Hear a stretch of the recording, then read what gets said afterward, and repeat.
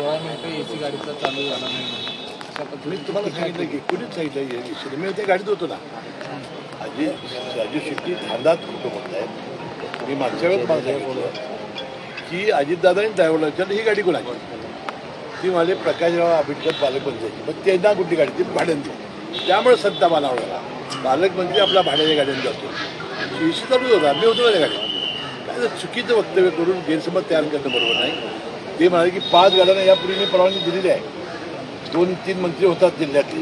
त्यांना ते 2-3 त्यांना न्यायाधीश येतात. महालक्ष्मी आपलं तीर्थस्थान असल्यामुळं अनेक मंत्री राज्यातले येतात. 5 गाड्या ह्या जिल्ह्याला पाहिजे. 2 आहेत आणि ती भाड्याने घेतात.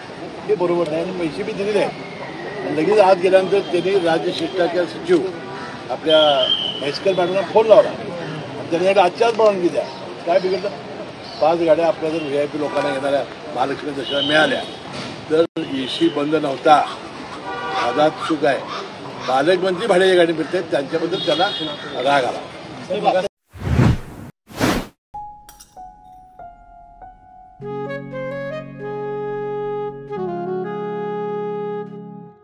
बाबा आज येताना बासुंदी घेऊन या ना. अगं कालच आपण आईचा वाढदिवस होता म्हणून आणली होती ना. ऐकलं गोकुळची बासुंदी पुन्हा खावीशी वाटतेय. खरं सांगू मलाही खावीशी वाटतेय.